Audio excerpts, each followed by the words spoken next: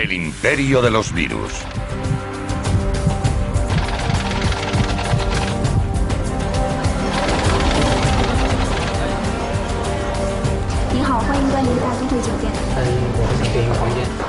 Asesinos silenciosos.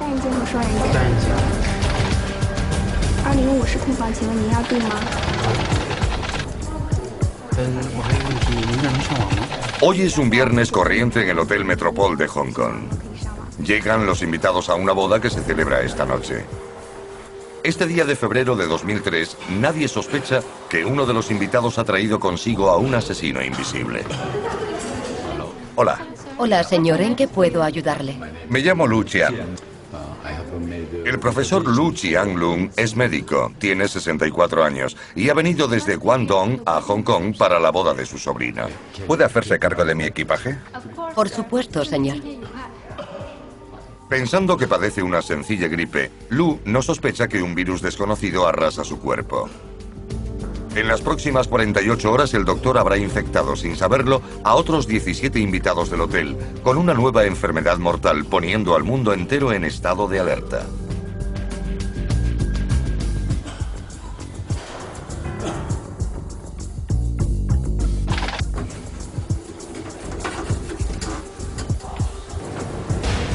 Antes de su partida, el profesor Lu había estado tratando a pacientes con neumonía atípica.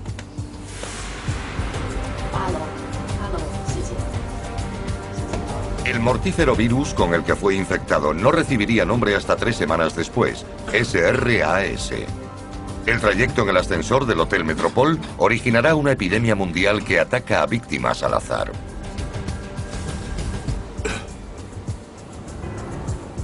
El norteamericano Johnny Chen está de viaje de negocios. Es director de una compañía textil y ha hecho una parada en Hong Kong de camino a Hanoi, Vietnam.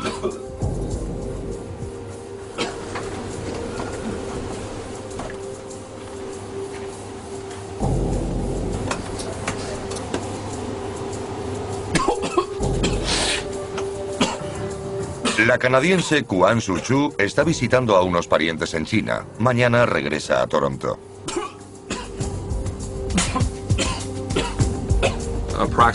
Aproximadamente el 50% de todos los casos del síndrome en el mundo estaban relacionados con aquel médico chino de la provincia de Guangdong.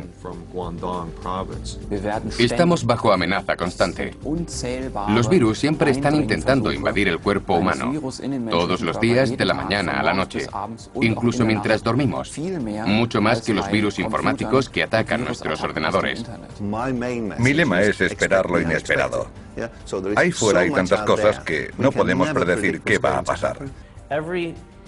Toda forma de vida celular del planeta, ya sea una bacteria, un parásito, un gusano, un humano, animal o planta, está infectada por virus. Y casi todas las especies tienen al menos un virus único y exclusivo.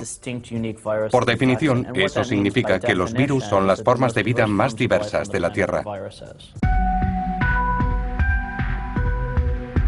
Los virus llevan matándonos desde el origen de la humanidad, a pesar de que solo hemos sido capaces de verlos desde la invención del microscopio electrónico.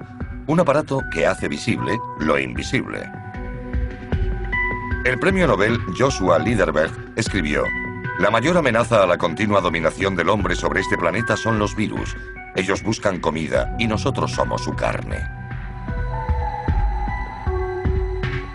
A pesar de que conocemos los causantes de la polio, el SIDA, el dengue, la rubeola, el ébola, el SRAS o la gripe aviar, solo existen vacunas para una pequeña parte de esos virus letales. Solo en el siglo XX más personas han muerto de infecciones virales que en todas las guerras del mundo.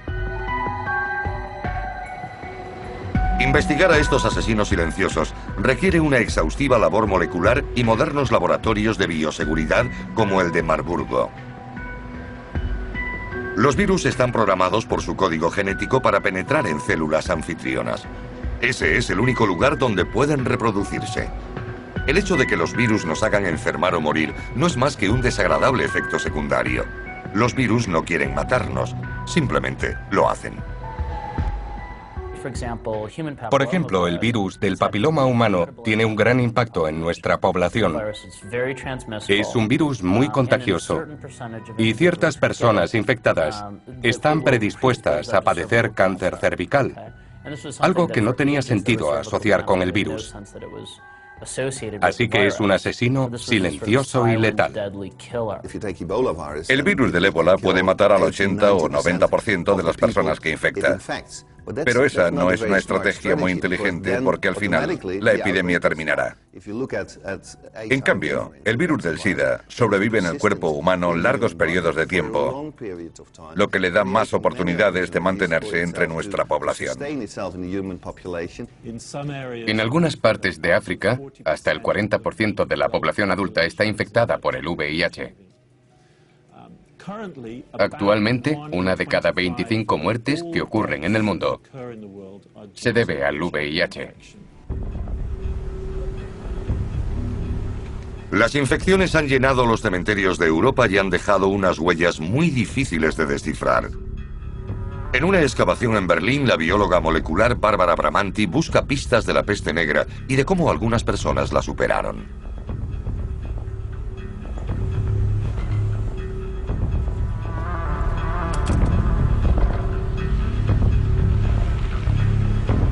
La científica italiana busca restos de ADN en los dientes y huesos de víctimas de peste bubónica. Su punto de partida fue el descubrimiento de un defecto genético que sigue presente en muchos europeos contemporáneos. Es una pequeña mutación que bloquea el receptor inmunológico CCR5 y con él un acceso importante de los virus a las células humanas. Esa misma mutación protege ahora a los humanos de una epidemia más moderna, el VIH. Aproximadamente el 1% de los europeos del norte son resistentes a ese virus. ¿Es un efecto derivado de la peste? La proteína CCR5 es la puerta para el VIH, el virus que provoca el SIDA, y probablemente también para otros gérmenes como por ejemplo la bacteria causante de la peste bubónica, la Yersinia pestis. Una mutación de esta proteína cierra la puerta y vuelve a la célula inaccesible para los microorganismos, lo que significa que también está cerrada para los virus. La idea general se basa en que solo existe una puerta receptora que debe ser atravesada. Pero yo supongo que hay unas 50 puertas que traspasar.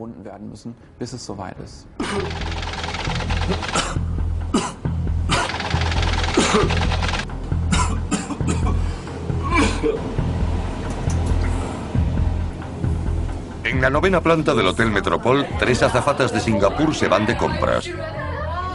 No tienen ni idea de que están esperando el ascensor con el profesor Lu, igual que un empleado del aeropuerto de Hong Kong que ha estado visitando a un amigo en el hotel. El profesor Lu solo quiere descansar. La tos seca que padece está empeorando.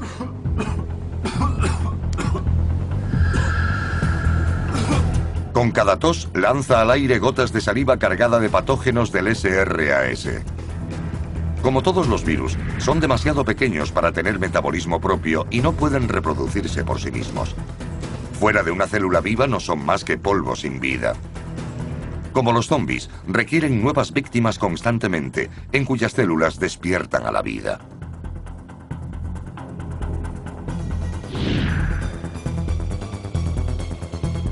Es fascinante que algo que ni siquiera podemos ver, pues es tan pequeño que no puede sobrevivir por su cuenta y necesita una célula viva, amenace nuestras vidas.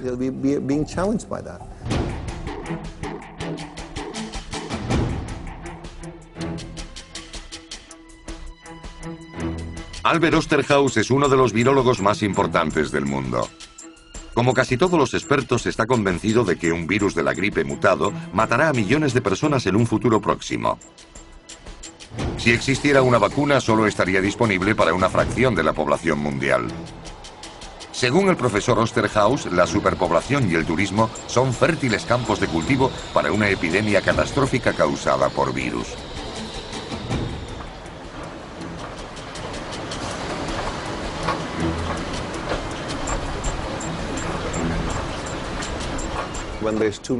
Cuando hay demasiados animales o humanos, los agentes infecciosos, incluidos los virus, tienen más oportunidades de reducir la población. Se trata de un mecanismo natural.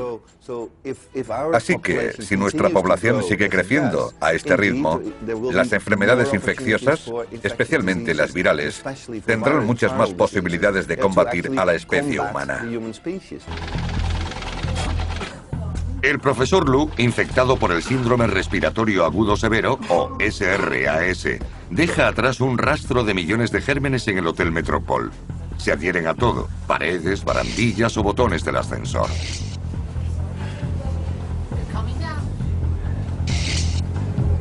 La forma de vida invisible puede sobrevivir hasta 6 días sin encontrar un nuevo anfitrión.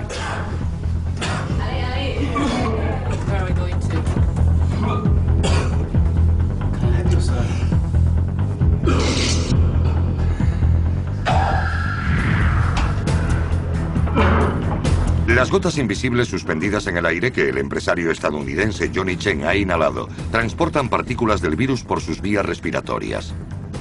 En cada virus hay una proteína que hace las veces de gancho para adherirse a un tipo determinado de célula. Como piratas biológicos, los virus del SRAS abordan las células del sistema respiratorio de Johnny Chen. Los virus tienen una misión: copiarse a sí mismos. Ese es el único modo que tienen de reproducirse. Con mensajeros químicos toman el mando de las células y las obligan a producir copias suyas hasta que mueren por agotamiento.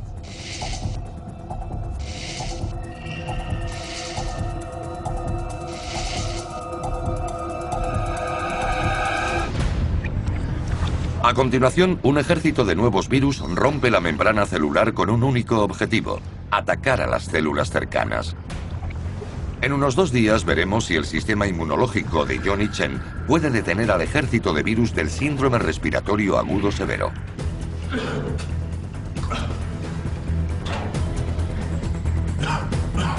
El profesor Lu ya ha perdido la batalla. Su sistema inmunológico se encuentra en agitación total. Por el momento, todos los que subieron al ascensor del hotel están en guerra contra el virus del SRAS. La mayoría de los virus y otros agentes se extienden rápidamente, como la gripe y el SRAS. Se infecta mucha gente que o muere o se recupera.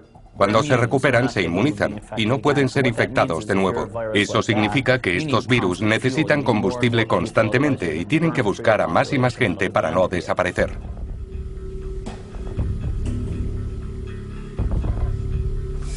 La peste negra arrasó a la humanidad en la Edad Media. En su laboratorio de la Universidad de Maguncia, Alemania, la bióloga molecular Barbara Bramanti espera poder encontrar restos de ADN en los huesos o los dientes de los cadáveres de víctimas de la peste.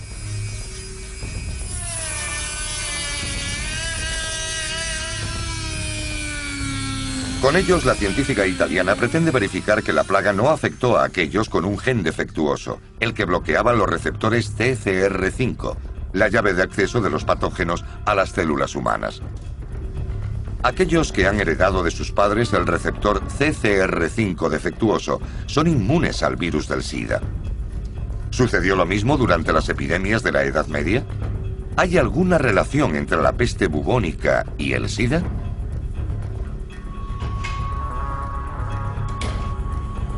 Phil Murphy, virólogo de Washington, descubrió el defecto del CCR5. Gracias a su trabajo, ahora existe un medicamento para tratar el VIH que bloquea artificialmente los receptores de la proteína, imitando el defecto genético milenario que no existe en África ni Asia. En Europa hay un gradiente de este gen defectuoso de norte a sur. Es más común en el norte, en Finlandia, y más escaso en los países mediterráneos. Grecia y España tienen niveles muy bajos de CCR5. Así que creemos que la forma defectuosa de este receptor surgió en algún momento después de que los caucasianos abandonaran África. Y fue seleccionado por los agentes infecciosos.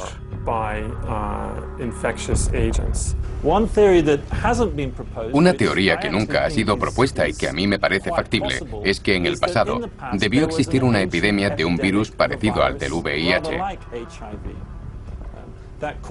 Eso hizo que parte de la población de humanos que tenía esta mutación contara con una ventaja selectiva. El laboratorio de Paul Bienach parece un parque jurásico de virus. En la Universidad Rockefeller de Nueva York, el científico británico ha devuelto la vida a un virus con más de 35 millones de años. Como el VIH, pertenece a la familia de los retrovirus. En algún momento del pasado remoto, infectó las células de nuestros antepasados, convirtiéndose en parte permanente de nuestra composición genética. Casi una décima parte de nuestros genes son residuos de infecciones pasadas. El retrovirus de Bienach ha resucitado de los cadáveres. Murió hace millones de años. Al parecer, nuestras defensas tuvieron éxito. Paul Bienach trabaja en el problema. ¿Podemos aprender algo de esta victoria en nuestra batalla contra el SIDA? Nuestros parientes los chimpancés ya han conseguido defenderse de su variante del VIH. Aproximadamente el 8% del ADN humano está formado por antiguos retrovirus. Con solo mirar la secuencia se puede saber si se trata de un retrovirus. Y si comparamos el ADN retroviral de los humanos con el de los chimpancés, vemos que son prácticamente iguales. En la cadena de ADN humano hay retrovirus insertados en los mismos sitios que en la cadena de ADN de chimpancé. Está en nuestro ADN y cuando nace un niño, lo hereda de sus padres, por lo que está presente la firma de ese virus.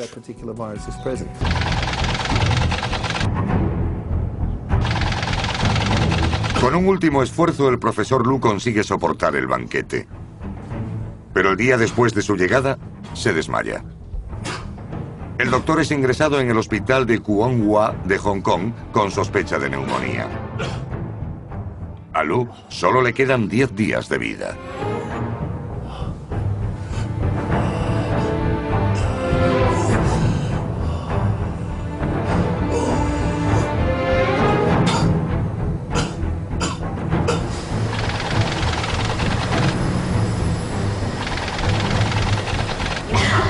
Solo 4 días después de su breve encuentro con el profesor Lu, las 3 azafatas de Singapur dejan el hotel. Al regresar a casa infectarán a docenas de médicos y enfermeras del hospital. Entre ellos, un médico que poco después aterrizará en Frankfurt, Alemania. 5 días después de usar el ascensor, el empleado del aeropuerto también empieza a mostrar los primeros síntomas del SRAS. Poco después, es ingresado en el Hospital Príncipe de Gales. En el ala 8A infectará a unas 150 personas. Es lo que se conoce como un superpropagador. Pero él sobrevivirá a la enfermedad.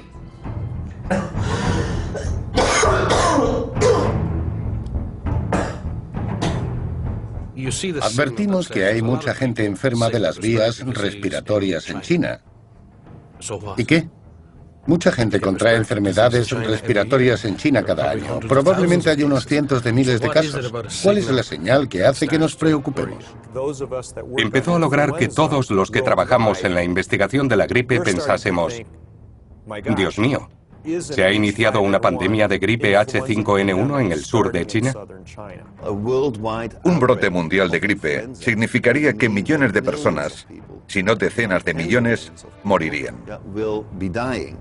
Un 20 o 30% de la población del planeta se vería afectada. Estaría enferma en cama.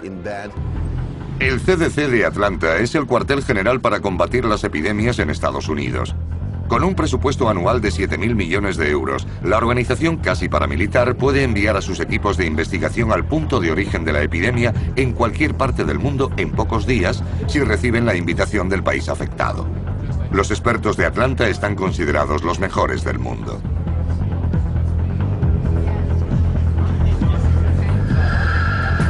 El CDC ensaya regularmente casos de emergencia en su centro, uno de los cuales es una posible epidemia de gripe aviar en Estados Unidos. Probablemente el SRAS también formaba parte de los simulacros. La cuestión no es si habrá una pandemia de gripe, sino cuándo. Los expertos calculan que se cobrará 150 millones de vidas en todo el mundo. En el simulacro del CDC, 8 días después del brote, habrán muerto 400 personas. Pero ese es solo el comienzo. Hemos simulado el caso de que un 10% de las personas afectadas mueran. Eso supera con creces nuestros pronósticos. Pero tenemos que plantearnos desafíos, porque es muy posible que, como ha sucedido con el SRAS, surja un virus que se transmita fácilmente y dispare la tasa de mortalidad. Septiembre de 1918. La Primera Guerra Mundial llega a su fin, pero otro enemigo ataca en las últimas semanas. La gripe afecta a los soldados en los abarrotados campamentos y se extiende como el fuego. En las enfermerías, los médicos y enfermeras se sienten prácticamente impotentes y los hombres caen como moscas.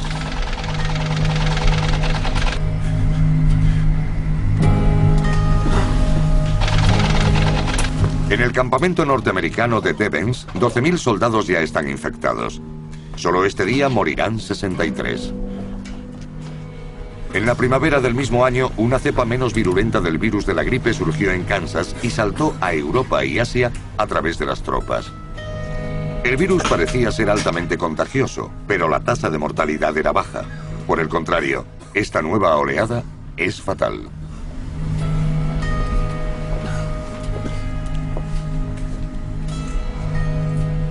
En los 2 años siguientes, la gripe habrá matado a 50 millones de personas en todo el mundo, más del doble de las que murieron durante la guerra.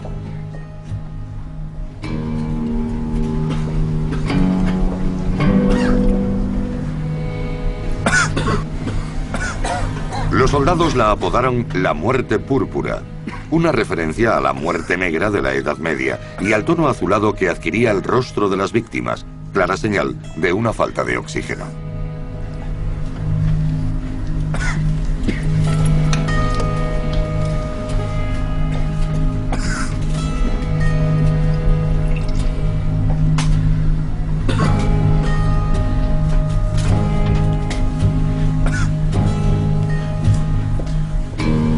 A los pocos días de aparecer los primeros síntomas, los enfermos sufren una fiebre alta y asfixia.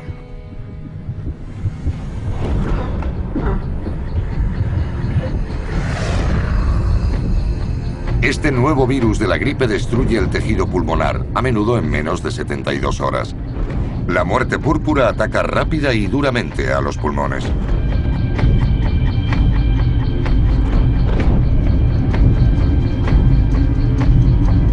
Los médicos de entonces no podían saber que se trataba de una mutación de la gripe aviar, actualmente clasificada como H1N1 por las puntiagudas proteínas H y N de la membrana exterior del virus. La proteína H convierte al virus en un asesino, porque le da acceso a los lugares donde es más letal, las células de los pequeños alveolos. Allí produce decenas de miles de copias de su genoma. Y como en todos los virus de la gripe, no es solo una cadena, sino 8 de ARN. Y es increíblemente propenso a copiar los errores.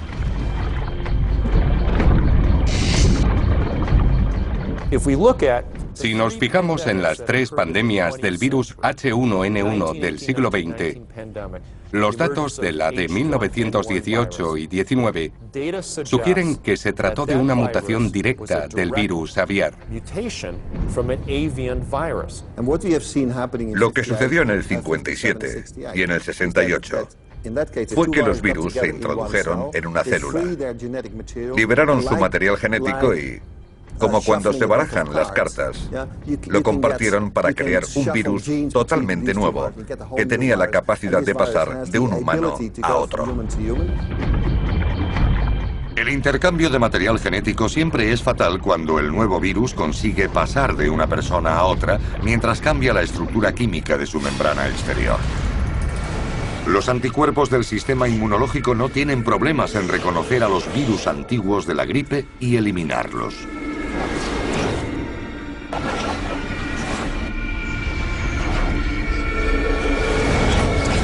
Pero los nuevos mutantes se camuflan y se vuelven invisibles para el sistema inmunológico. El cuerpo humano desarrolló nuevos anticuerpos, pero mucho después del doloroso proceso de aprendizaje que se cobró millones de vidas en 1918. Al final, el propio virus sucumbió ante la eficiencia de su trabajo destructivo. Los supervivientes se habían vuelto inmunes y los demás habían muerto.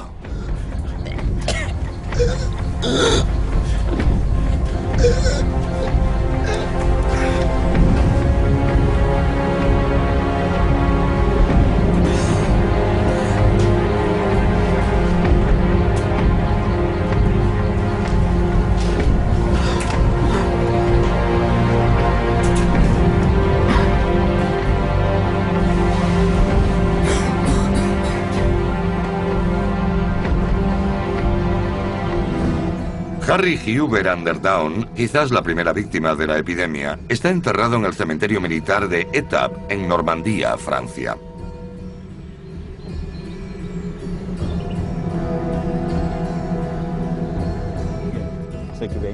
El eminente virólogo londinense John Oxford y el historiador Douglas Gill pretenden demostrar que ya en 1916, 2 años antes de la Gran Mortandad, los soldados caían víctimas de la gripe y que la muerte púrpura surgió aquí. Al principio, el H1N1 solo mató a unas cuantas personas, y no fue hasta su segunda o tercera temporada cuando mutó a un virus asesino. John Oxford teme que el actual virus de la gripe aviar, H5N1, esté haciendo pruebas similares. En 1917, el Dr. Hammond, a cargo del campamento de Étaples, advirtió sobre la nueva gripe. Douglas, he encontrado a Harry. Sí, aquí está. Pero incluso el animoso Dr. Hammond podría haber subestimado su alcance final. ¿Podríamos estar cometiendo hoy en día el mismo error?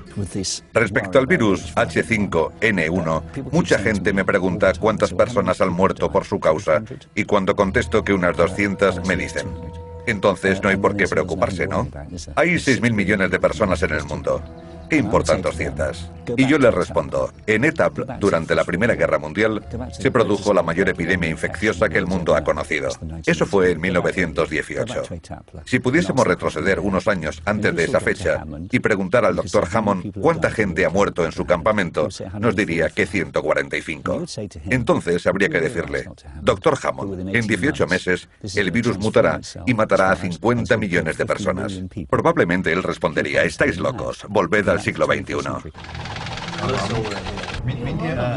6 días después de haber subido al ascensor con el profesor Lu, la señora Kuan Su Chu regresa a Toronto con su marido y su familia. El virus del SRAS ha viajado con ella. La señora Kuan solo vivirá un día más que el profesor Lu. Sin saberlo, su hijo propagará la enfermedad por Toronto. También morirá. Su esposa y su hijo menor sobrevivirán a la enfermedad.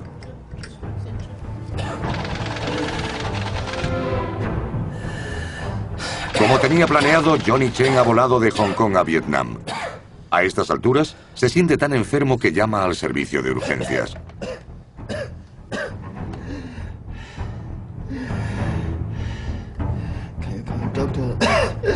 En el hospital francés de Hanoi, infecta a 20 personas antes de que los médicos pidan ayuda a la Organización Mundial de la Salud en Ginebra. Analizando las estadísticas del SRAS, se puede deducir que su tasa metabólica basal es de 3,6. Eso supone 1/3 del valor de un virus normal de la gripe y 1/10 parte del de la varicela. Ese valor indica que si yo soy una persona infectada con el virus del SRAS, se lo transmitiré a 3,6 personas. El virus del SRAS es mucho más, podremos decir, débil que el de la gripe, ya que un virus de gripe corriente, ya sea de temporada o epidémico, se transmite con mucha facilidad entre humanos. Así que, incluso antes de que uno sienta los síntomas, ya se los ha contagiado a otra persona. Con el SRAS tenemos la suerte de que tarda entre 3 y 4 días antes de ser contagioso.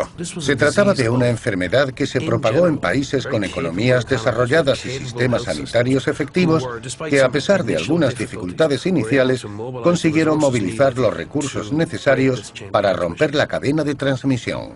Mi temor era que esa enfermedad llegara a África o a las zonas más pobres de Asia. ¿Podríamos detenerla?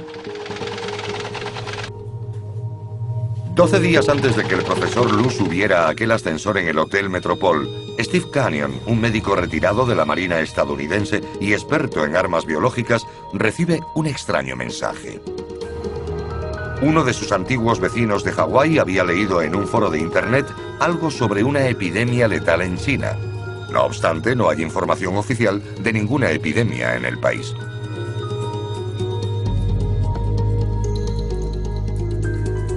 Inmediatamente Steve Canyon transmite la información a ProMed, un servicio de información sobre enfermedades infecciosas en Internet. En él cualquiera puede añadir comentarios sobre posibles brotes que posteriormente son estudiados por un equipo de expertos. ProMed lleva años luchando contra la falta de transparencia en la burocracia sanitaria. Lo que alerta inicialmente al mundo de la misteriosa neumonía es el mensaje de Steve, no la Organización Mundial de la Salud.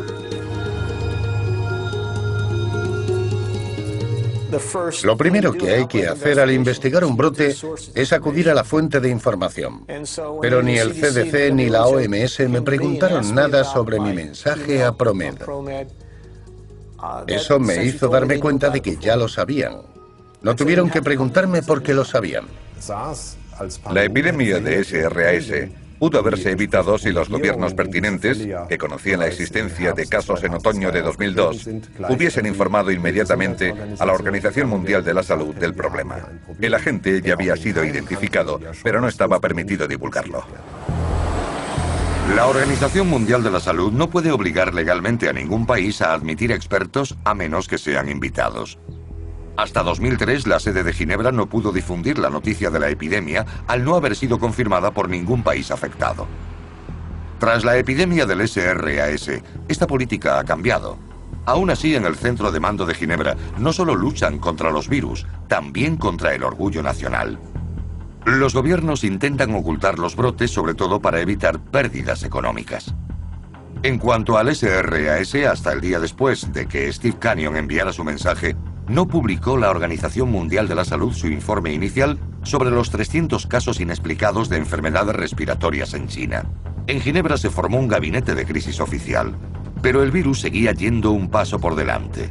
El patógeno del SRAS, identificado varias semanas antes por científicos chinos, se abrió camino al resto del planeta gracias al silencio de las autoridades chinas. El problema del SRAS era que cada vez que nos dábamos la vuelta aparecía otro caso. Y eso era algo muy difícil de manejar porque las demandas de la organización cambiaban. No se trataba de hacer algo con un incidente aislado, sino de averiguar qué sucedía, si iba a extenderse por todo el mundo y dónde iba a atacar la próxima vez. En la era de la aviación se puede llegar a cualquier punto del globo en menos de 36 horas. Un tiempo inferior al del periodo de incubación de la mayoría de los virus.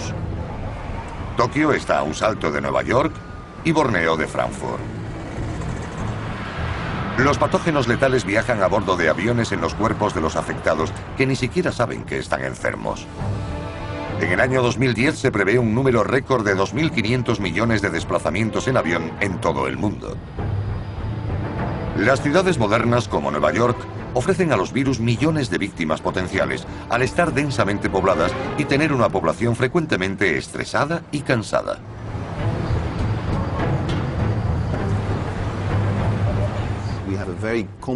Tenemos una mezcla muy compleja de todo tipo de cambios en nuestra sociedad que crea nuevas posibilidades de infección. Por ejemplo, ha cambiado nuestra moral y nuestros tabúes. Viajamos por todo el mundo y la urbanización permite que mucha gente conviva en un mismo sitio. Habrá una nueva pandemia de gripe, SRAS o de lo que sea. Es la historia de la humanidad. Así que sería muy imprudente por mi parte negarlo. La cuestión es qué organismo será, cuándo sucederá y qué impacto tendrá. Cualquiera que afirme conocer la respuesta es un necio. El doctor Carlo Urbani, de la unidad de campo de la OMS en Hanoi, recibe una llamada del hospital francés. Las enfermeras están aterrorizadas. 12 días después de subir al ascensor del Hotel Metropol, Johnny Chen ya ha infectado a docenas de empleados con su misteriosa enfermedad pulmonar. En aquella época solo era el representante de la Organización Mundial de la Salud. Es parasitólogo, pero conocía muy bien los entresijos del control de enfermedades infecciosas debido a su trabajo, e hizo una labor excelente. Para mí, el Dr. Urbani es el héroe del SRAS por muchos motivos. Fue el primero en describir la epidemiología del síndrome y aportó los primeros datos clínicos, haciendo un gran esfuerzo para el control del brote en Hanoi. Inspire, por favor. Muy bien, gracias. Tosa. Muy bien. Ese día, Carlo Urbani examina a Johnny Chen y al resto de pacientes con síntomas similares. Al principio asume que se trata de una gripe. Urbani tiene 46 años y está tan sano como Johnny Chen una semana antes. El doctor italiano no sabe que está tomando las primeras muestras de un virus desconocido.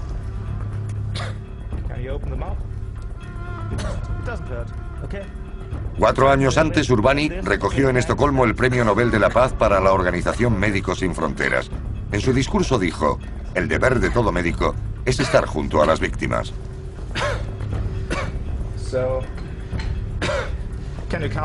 ¿Puede toser en el perro?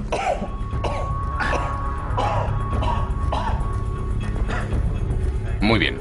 El cuerpo de Johnny Chen lucha desesperadamente contra un virus desconocido con fiebre muy alta. Pero el intercambio de aire en sus pulmones está seriamente dañado.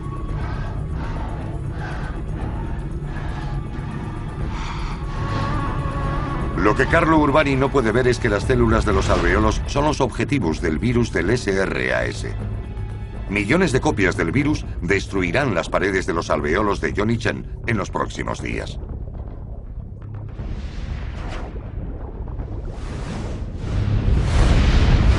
Hasta meses después, los científicos no descubren que la clave está en una proteína de las espinas del virus. Esta abre un cerrojo químico de la superficie de todas las células pulmonares llamado ACE2.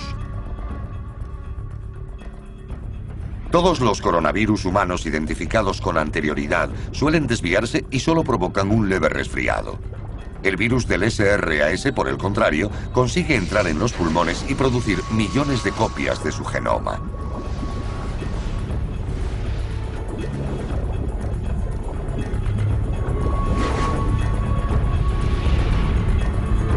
Eso provoca que Johnny Chen se asfixie desde dentro.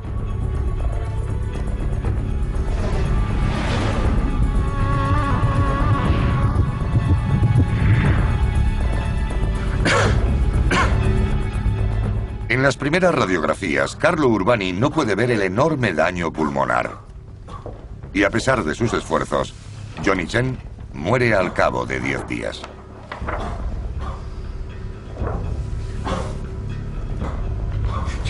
¿Estás segura de que esos son sus pulmones?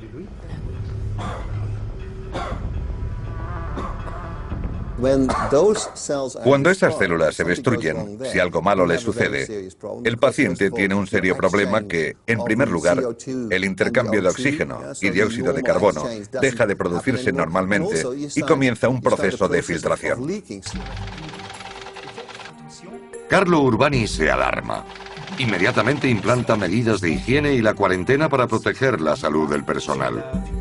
Examina a los pacientes durante 6 días y finalmente pone fin a la conspiración de silencio sobre esta nueva enfermedad. Pero cuando la esposa de Urbani, Juliana, se entera de su misión, se muestra terriblemente preocupada. Carlo, estoy preocupada. Esta infección es muy fuerte. Por una vez, piensa en ti y en nosotros. No olvides que tenemos 3 hijos. Pienso en ti, pero también hay otros padres. Hablaremos de eso más tarde. Adiós, cariño. Adiós. Hasta luego.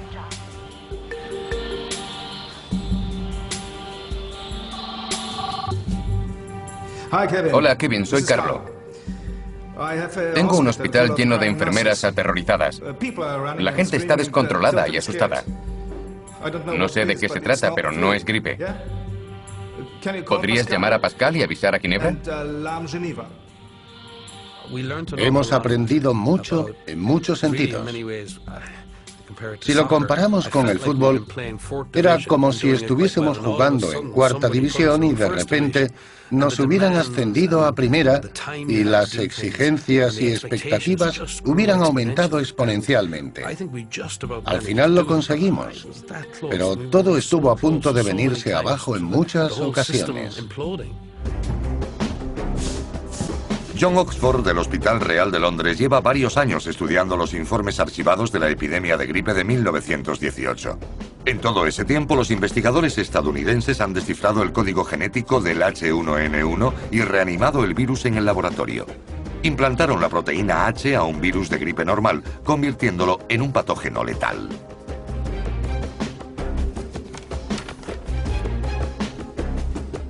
John Oxford está en lo cierto. Lo sucedido en el laboratorio puede pasar en cualquier momento. El ejemplo perfecto es la epidemia de gripe de 1918.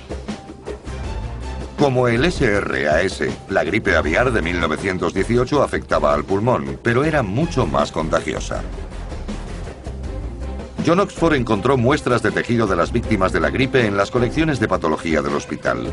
Una cosa es cierta, los virus de la gripe son mucho más agresivos que los del SRAS. El síndrome pudo combatirse y acabar con él fácilmente con medidas sencillas como la cuarentena, el distanciamiento social y la higiene. Pero la gripe no podría detenerse con unas medidas similares, nunca jamás. Si el virus del SRAS fuese infeccioso, antes de que la víctima empezase a mostrar síntomas, tendríamos un serio problema. La gripe sería un juego de niños en comparación.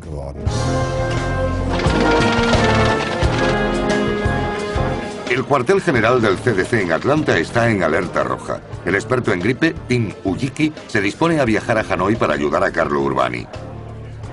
Aún así carece de respuestas para algunas preguntas. ¿Qué máscaras debe llevar? ¿Servirán los antibióticos? Ujiki y Urbani han estado en contacto por email y teléfono durante días, pero entonces la situación da un giro inesperado. Llegué a Hanoi la noche del 11 de marzo de 2003. Y ese mismo día, el doctor Urbani había empezado a tener fiebre.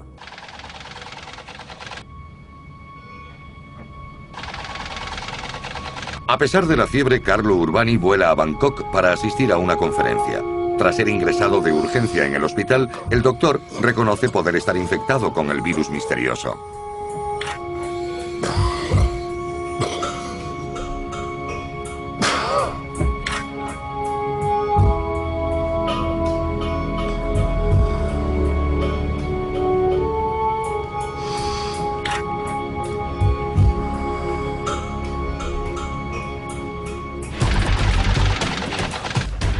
Cuatro días después, el vuelo SQ-25 de Aerolínea Singapur aterriza en Frankfurt procedente de Nueva York. El pasajero Hu Nam Leong, un médico de Singapur, había asistido a una conferencia en Estados Unidos y se había puesto enfermo. Cuando subía al avión rumbo a Frankfurt, llamó a uno de sus colegas. Este lo notificó a la OMS. Una ambulancia especial lo esperaba a su llegada al aeropuerto. El jefe de operaciones, René Gottschalk, pone a los 250 pasajeros en cuarentena. El paciente es trasladado al hospital universitario. El jefe de virología, Hans Richard Brod, y su equipo llevan trajes de protección mientras lo tratan durante varias semanas.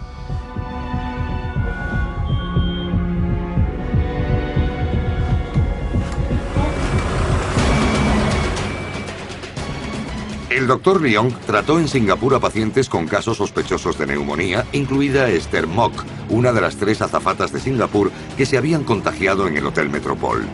El mortífero patógeno de Asia había llegado a Europa desde Estados Unidos en el cuerpo de su médico.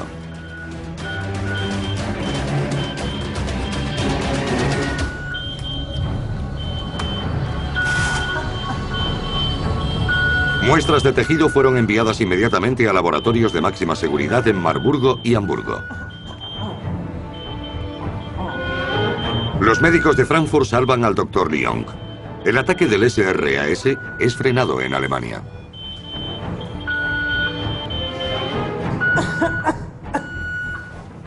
El virus del SRAS era demasiado para nosotros. Un germen capaz de saltar de un paciente superpropagador a otras 170 víctimas y que es letal en un 10% de los casos. Era un virus increíblemente peligroso. En respuesta al caso de neumonía en el aeropuerto de Frankfurt, la sede de la OMS en Ginebra despliega su artillería pesada. Por primera vez en la historia, la Organización Mundial de la Salud lanza una alerta mundial. Para dar un nombre a este demonio, el organismo lo denomina Síndrome Respiratorio Agudo Severo o su abreviatura, SRAS. En vez de lidiar con uno solo, tuvimos que tratar con 192 Estados miembros y todos los aspectos políticos y de comunicación relacionados. ¿Cómo puede la OMS mantener su credibilidad lanzando mensajes verosímiles y al mismo tiempo no dar demasiadas seguridades sobre lo que no sabemos?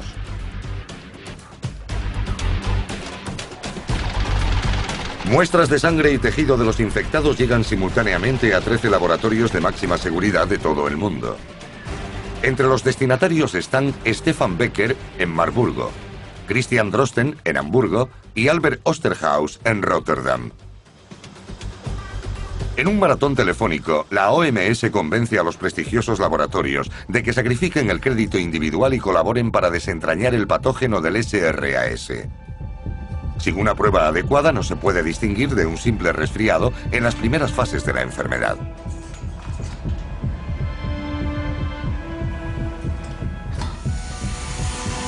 Bajo estrictas medidas de seguridad, el virus es examinado por primera vez con el microscopio electrónico y su genoma es descifrado.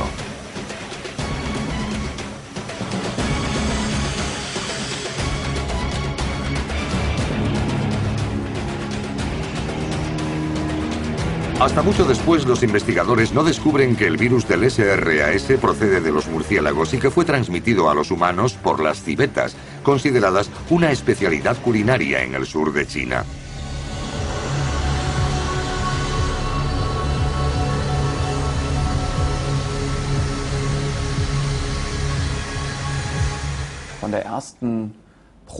Pasó exactamente una semana desde que colocamos las primeras muestras en un cultivo en Frankfurt, hasta que lo identificamos aquí en Hamburgo.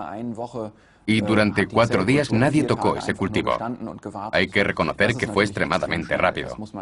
Fue una historia única. Aparece una nueva enfermedad infecciosa que afecta a los humanos y se resuelve el problema en el transcurso de un mes. Si se hubiera dejado que las cosas se hicieran por el medio habitual, no habría funcionado. Habría llevado demasiado tiempo, dada la competencia. E incluso, me temo que podría haberse convertido en una pandemia y el virus podría haberse extendido por todo el mundo. Es un hecho sin precedentes en la historia el que surja una enfermedad altamente contagiosa y sea contenida en tan poco tiempo. Creo que el mérito corresponde al mundo entero, pero hemos aprendido una buena lección, que somos vulnerables. Durante días, Carlo Urbani lucha por su vida en un centro de cuarentena de Tailandia. Su esposa, Juliana, solo puede hablar con él por medio de un interfono.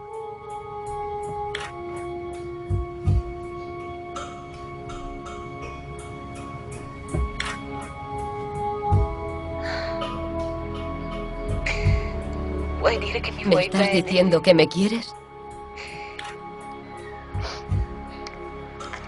Yo también te quiero.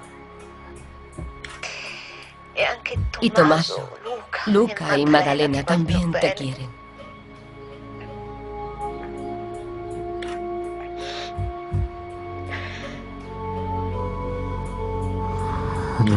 Juliana, perdóname. Me han dado morfina. Necesito dormir.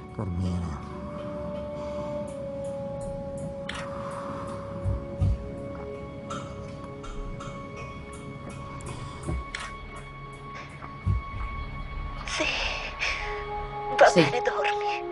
Duerme. Duerme, cariño.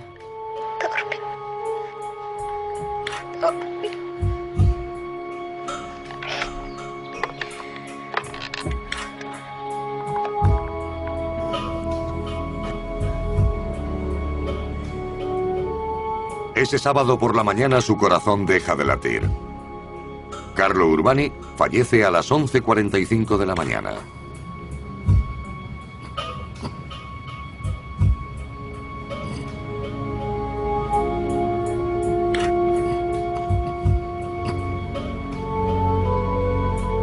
Hasta el día de hoy no se ha encontrado una cura para el virus del SRAS.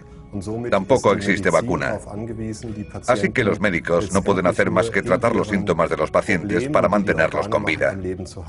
Pero el órgano más afectado por él es el pulmón. El virus reduce la capacidad pulmonar, especialmente en pacientes mayores, y al final mueren de asfixia. Al año siguiente, en Atlanta, continúan con los simulacros de un brote de gripe aviar, ya que el siguiente enemigo más probable de la humanidad es un virus de la gripe mutado. Los expertos del CDC cerrarán aeropuertos y colegios, organizarán servicios de ambulancia, distribuirán medicación y asegurarán el suministro de alimentos y de ataúdes. La logística, afirman, puede servir para cualquier tipo de epidemia, ya sea causada por un nuevo virus desconocido o un bioataque terrorista. Las personas infectadas cruzarán los controles fronterizos. Al principio, siempre se lucha contra un enemigo invisible.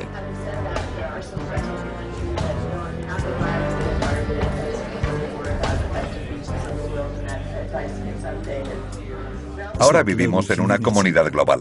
Todos pasamos gran parte de nuestro tiempo viajando por el mundo y todos corremos el riesgo de contagiarnos. No importa dónde empiece, la amenaza llegará a nuestra puerta en 24 horas. En el segundo episodio visitaremos a los investigadores de campo que se encuentran en zonas remotas del mundo, a la caza de virus desconocidos y sus anfitriones animales. La mayor parte del tiempo, monos, pájaros y murciélagos han coexistido pacíficamente con los virus durante milenios. Pero esos virus pueden ser letales para nosotros.